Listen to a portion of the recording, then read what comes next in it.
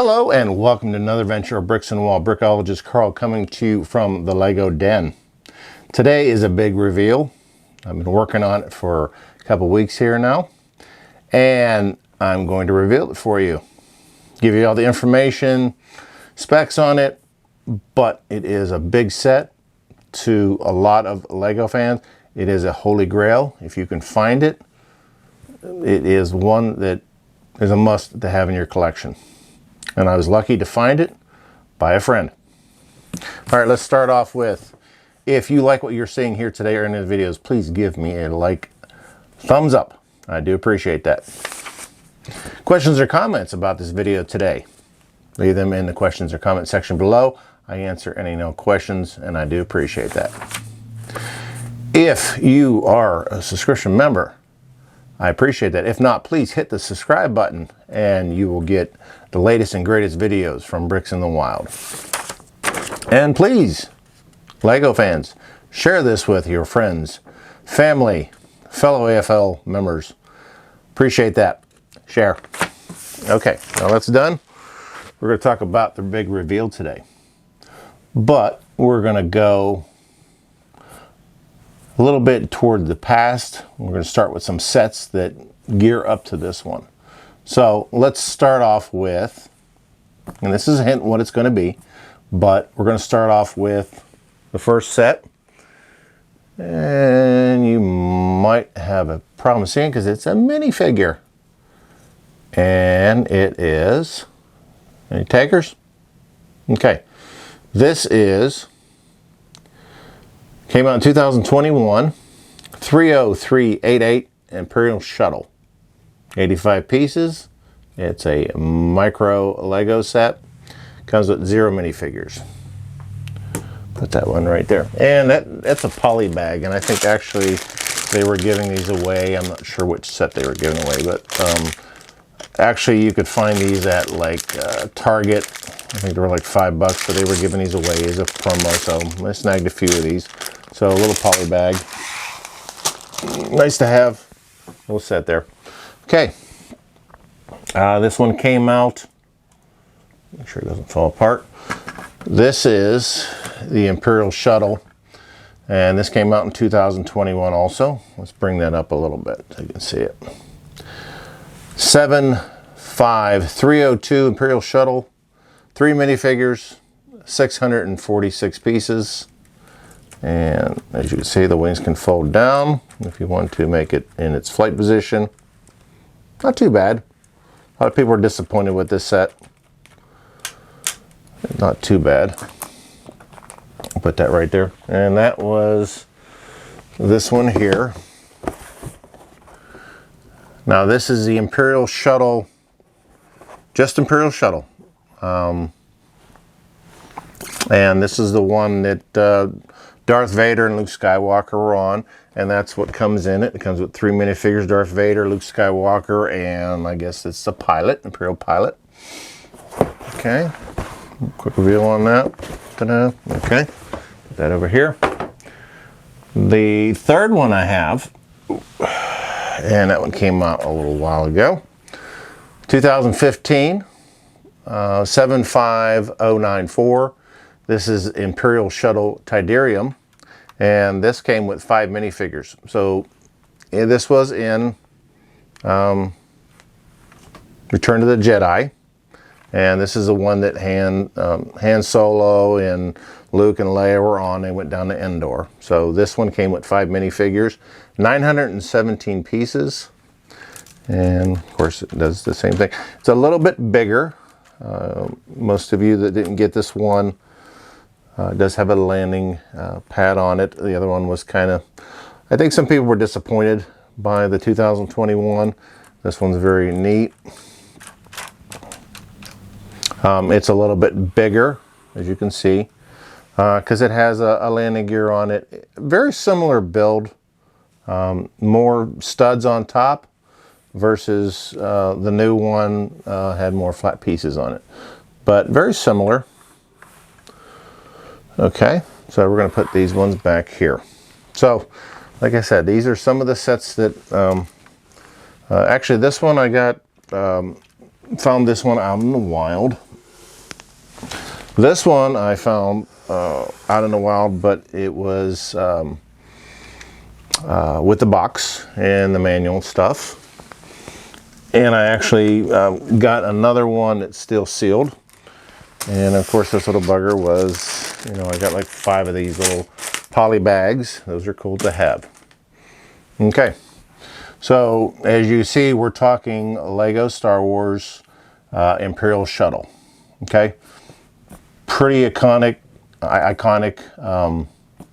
spaceship in the series, used in Return of the Jedi, and it was used mostly when the Emperor came on board the new Death Star. Darth Vader had to take it down to Endor, the moon of Endor, and they returned back to the Death Star to meet the Emperor. You also saw it when Han and Luke and Leia were trying to get past the Imperial blockade to go down to do the thing. So used not too much in that show, but very iconic spaceship, very neat design. Is it practical? Well, it's a Star Wars spaceship. It's very cool. But we are going to talk about today, and this is the big reveal. Let me get the stand for it, and that's why. Okay, so here's the stand. Dun, dun, dun, dun, dun, dun. It is the, oh, make sure, and this is a big boy. This is the big boy. Get it on its stand here. Make sure. Okay, wow, there you go. Make sure it gets on the thing there. This is, most of you will know what this is, but this is a set. Like I said, this is a holy grail for if you're a fan of Star Wars and Lego. This is set 10212 Imperial Shuttle UCS set. Okay, this came out in 2010. I'm gonna move this over a little bit so I can talk to you. You can still see me while I'm talking. 2010. 2,482 pieces. Comes with 5 minifigures. Okay, so some dimensions for this. A weight is 5 pounds for the shuttle itself, another pound for the display stand. The vertical wings, the vertical stabilizer and the wings, each are a foot long. So, the ship itself with the stand is about 1.5 feet. So they had to put this huge stand so that you can bring the wings down. You can either display this in a flight mode, or you can display it in landing mode. Now it comes with the landing gear you can do separately. When you have to have it on a stand, you have to take the landing gear off for it to sit, to look proper. Or the best way you can do this is it's got cranks on the very back, which are removable. But it has Technic pieces inside, and best way to do this, let's see, and there we go. So we can do this at the same time, and it looks pretty cool. So try doing it together.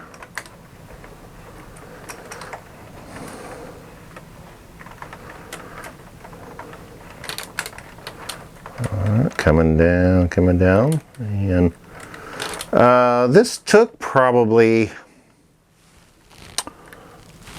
like I said, I don't have the box for it. I do have the instruction manual for it, stickers, no minifigs, but I have some stickers. So look how impressive that is. I mean, it doesn't even fit. You know, I'd have to like zoom way back, but you can just see how big this is. So for it to be properly displayed, let me bring that one down a little bit more. I'm going to do a reference because you can see, I mean, you can see how big I am, but I'm going to put a 2 liter of soda in front of it. And look at that. That is a 2 liter of soda. So probably 2 of these. You figure that goes up to the top there. Yeah, that's probably about the height of 2 liters. And then the width on that, well, you figure it's probably about the same thing. Can't say it, but it's about the width of 2 liters. So this thing is immense. It just takes up a lot of space. So to have something like this, you know, especially if you're going to put it on a shelf, it's going to take up quite a lot of space. Now what's cool about it is you can display it this way. You can hang it from string, do some kind of bracket on the wall. What's cool is you can flip up the cockpit here, and it has a spot for 4 members. Usually they put pilot, co-pilot, Darth Vader, and Luke Skywalker in there because this is the Imperial Shuttle that took Vader down to the planet and brought Luke back. So very cool that you can put 4 members in there. With its weight, that was an issue because for this vertical stabilizer, the fin, and to do the wings on here, is you have gears from the back and there's cross members inside. So there's a lot of support to keep this thing in place. And it looks like there's a lot of room. No room to actually put an interior. I'm sure somebody can probably figure it out, but you just have the dimensions here for this thing is huge. And to have all this weight, if you would take anything out of the middle, you might compromise the build. But it's very stable. I mean, I can pick this stand up. Not like the Star Destroyer where you're not supposed to move that while it's on its stand. This one, pretty cool. So it has all the laser cannons on here. Huge windshield. So you've got laser cannons on the back. So it is heavily armed. It's not really meant to be fighting, but it can defend itself. And then of course you have, 4 large cannons and then 4 smaller cannons on its shoulder. So what we can do is and I've seen this before, is it's easier to just grab the tip and roll it up and get it to the position where you want it to go.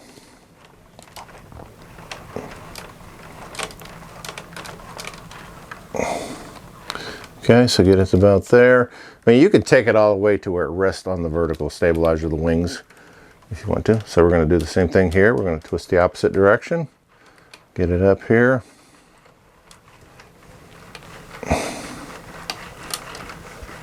Keep going. Now, like I said, it took me a couple of days to build it, but I mean, I had to use the knolling technique because you have so many white pieces on this thing. I would say it's probably 85% white pieces, and it's a lot of, you have some Technic pieces in here, but you just have a lot of large, flat white pieces, and you need to use knolling. Oops, see, I knocked the back gun off of there, which is easy. Like I said, it's very durable, very well built. So I'm going to put the stand back over here, but you can see the stand is where you put your information plaque at. And we'll pull this back a little bit. Now you can put it on its landing gear, and then you can display it. I think most people do it this way because it takes up less space. But let's go ahead.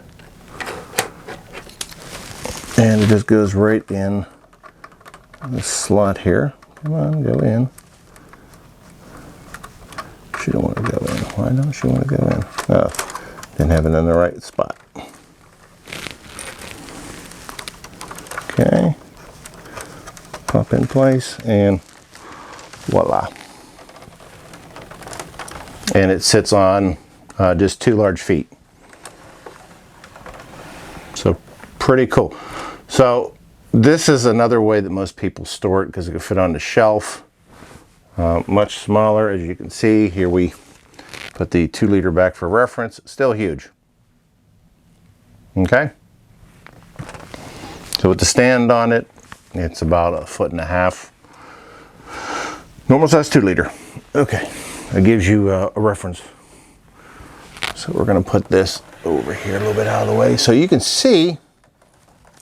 Actually, I don't want to go back that far. Let's go back over so you can still see it. It's a beautiful set. Like I said, a lot of people, it's a holy grail to try to find this set. Comes with 4 manuals. They break it down into sections. I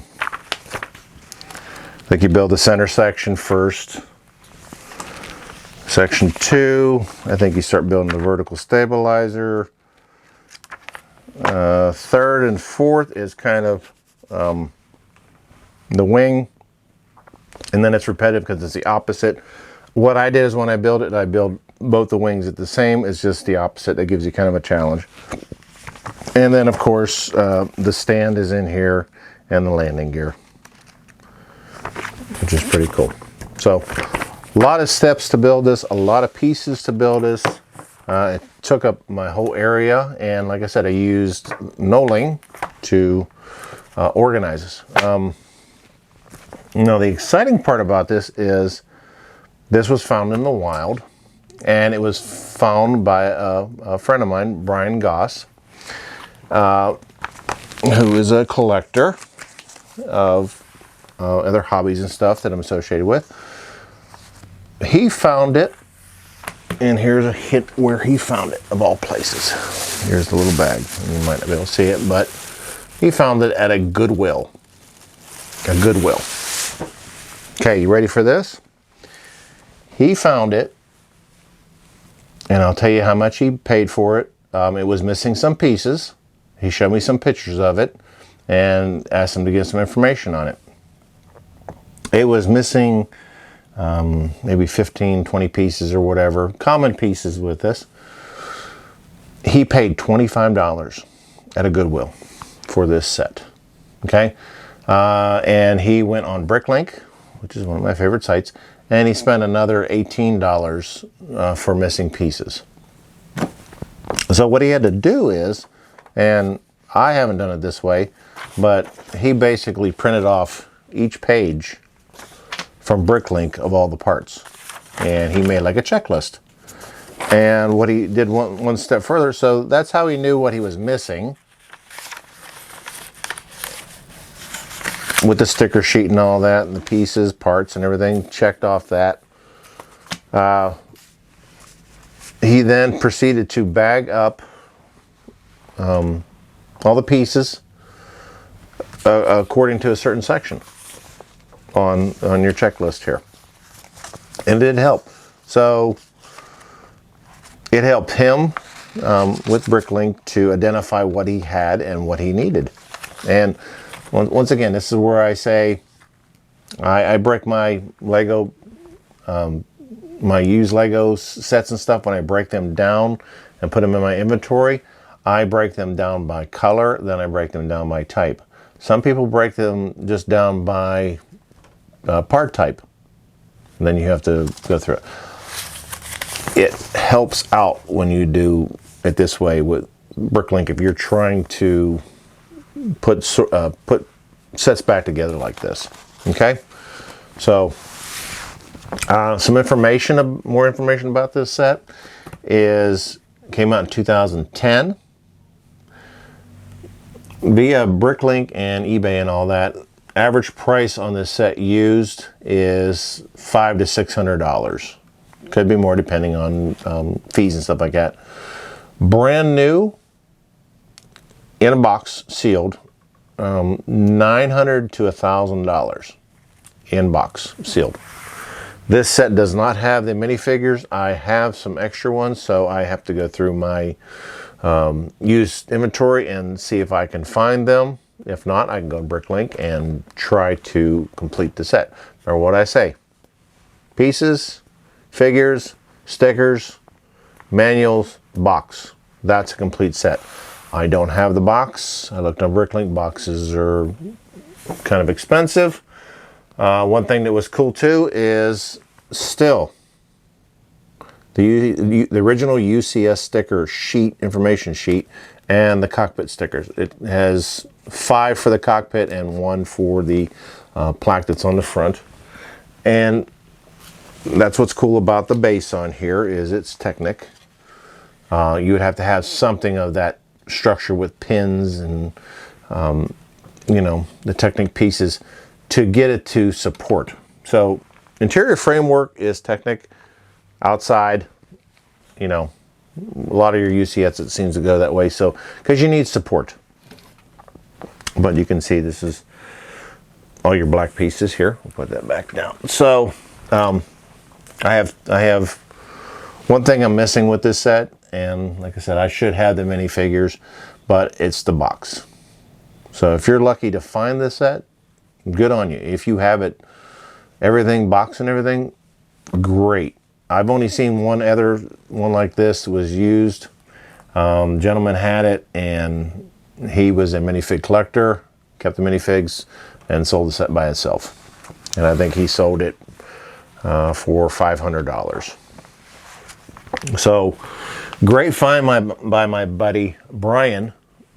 And like I said, you can find bargains. You just, it takes time, it takes effort, and a bit of luck. And luck was on his side. And I was able to talk to Brian and work out a deal on this, because he's not really a big Lego collector, but he knows that I look for them. So looked at it, it's in great shape. There were some pieces that looked like a dog may have gnawed on them. He replaced those with from pieces from Bricklink. There's probably about 3 or 4 that were kind of chewed up. He replaced those, some were missing, but overall, outstanding set. Okay, so that is going to be it for this video. Like I said, questions or comments below, leave them down in the bottom comment section. I really am stoked about this set. Great to add it to my collection. UCS, I mean, you figure this came out in 2010. Is it time for Lego to make another one? I've seen one that's modded. I've seen a mod one where the nose is more rounded, you know, a mock-up on it. A little bit bigger. And it actually has, see, this one doesn't have the door on the front that for the bay that you walk up in there. But overall, still outstanding. Just to find this and have it part of my collection. Okay, so I hope you were excited to see the reveal on this one.